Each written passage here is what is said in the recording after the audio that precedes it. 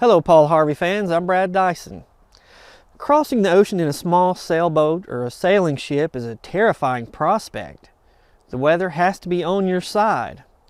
Without wind, the vessel just bobs at the mercy of the water's current. When a storm comes up, the vessel is once again at the mercy of the elements. To tell you about one such terrifying trip, here's Paul Harvey. Now, the rest of the story. The vessel should never have entered those waters at that time of year, never.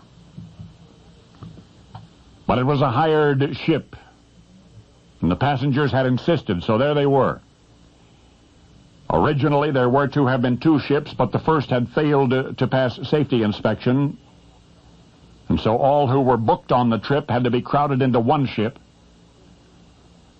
There were a few days of fair weather. After that, none. Captain Jones had braced himself for the storms. He had sailed through his share. Less prepared were the passengers, most of whom became seasick after the first rolls and tosses. The crew was mildly sympathetic, with one exception. A vigorous, brash young man for whom the spreading of misery became a personal mission. It may have begun as a macho thing, a constant reminding that he was too much of a man for seasickness, but it grew into a sadistic game.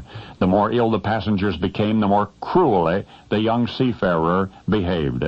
The men passengers admonished him at least to watch his language around the women and children. Gleefully he refused, was thereafter increasingly profane.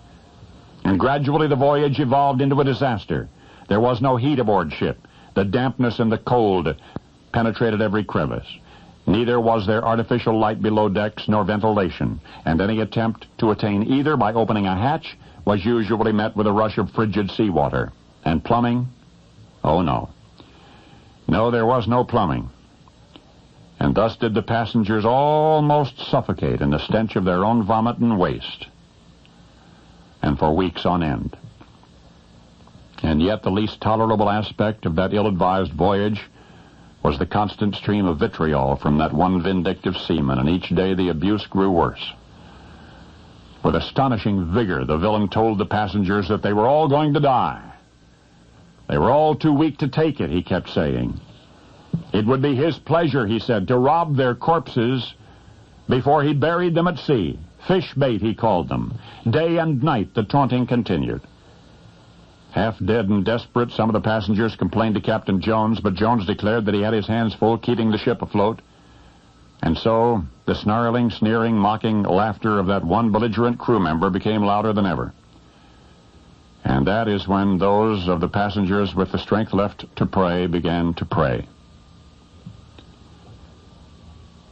History has long since forgotten the name of that sadistic seafarer. But it does record that his prediction could not have been further from the truth. Every one of the tormented passengers, after 67 horrific days at sea, survived. Every one aboard lived through the incredible voyage. Every one but one.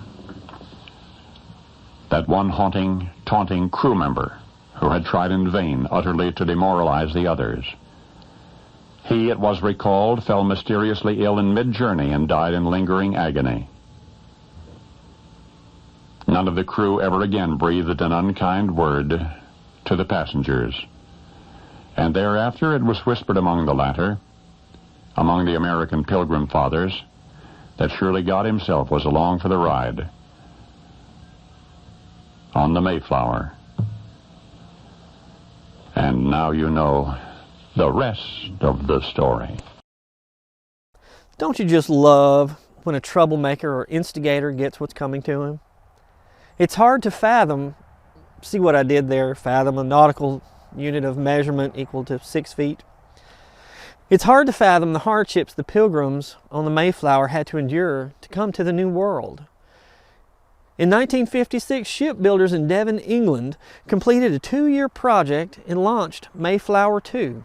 An exact scale model reproduction of the original Mayflower. The ship is about 25 feet wide and 106 feet long. Workers used only traditional methods in the construction of the ship.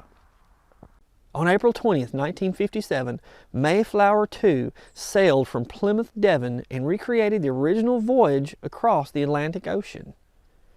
After 63 days at sea, Mayflower II arrived at Plymouth on June the 22nd.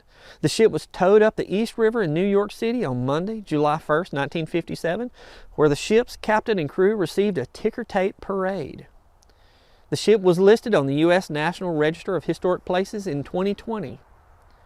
Mayflower II is now a museum ship. You can visit and take a tour of Mayflower II to learn more about the Pilgrim's voyage to the New World. It's located in the waters of the Plymouth Patuxent Living Museum. I'll leave a link in the description. Thanks for watching. I'm Brad Dison.